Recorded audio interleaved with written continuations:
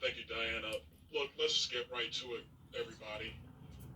It's going to cost the average American about $500 more a month to just live. How does that help middle income families in our country? How does that help poor families in our country? How does it help seniors on fixed income in our country? It does not. You know, when Joe Biden, when he first came in and he said he had a plan to save America, his American Rescue Plan, House Republicans told him that was going to be a disaster for America. We said it was going to lead to inflation. It did. We said it was going to create a labor shortage. It did. And so now, right now, in the Budget Committee, House Democrats are having a hearing to talk about all of the importance of the American Rescue Plan. Folks, we know the truth. If your plan worked, you don't have to hold congressional hearings to prove it. The proof is in the pudding. Every American would know it. If you're filling up a Suburban anywhere in the United States, it's going to cost you about $125 to $145 to fill it up. That $145 to fill up your Suburban, just to pick up your kids from practice and go back and forth to work, that's money you don't have to put food on the table. But guess what? The food to put on the table costs more too. So that takes away from you being able to have fun this summer like Diana was just talking about. You can't take that vacation. You can't go buy that new article of clothing. You can't go do the next thing that you choose to do. This inflation is the largest tax increase on poor families and middle income families in decades in the United States. All brought to us by Joe Biden. Frankly, a president who has no idea how an economy actually works.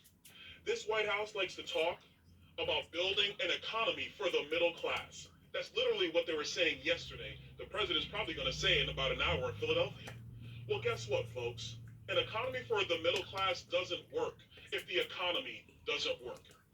The late, great Margaret Thatcher said it better than any of us ever could. Joe Biden and the Democrats would prefer the poor be poorer, so the rich are less rich.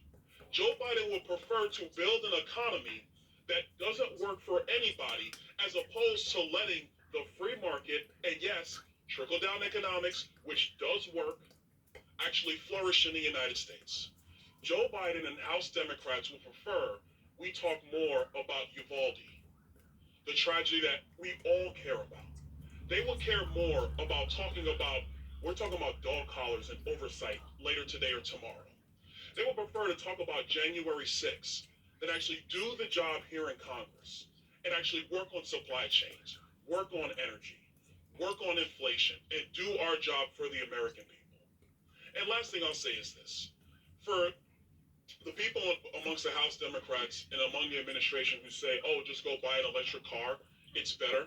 Your electric car costs about $55,000 to $60,000 on average. Most Americans can't afford that. But then if you added 1 million more electric cars to the electric grid, there's not enough energy on the electric grid to actually power the electric cars you actually want to get in the United States. Oh, and by the way, when Joe Biden unleashed the Domestic Production Act, the Defense Production Act last week, for solar panels, where do we get those solar panels from? We don't mine that stuff in the United States, folks. That comes from China.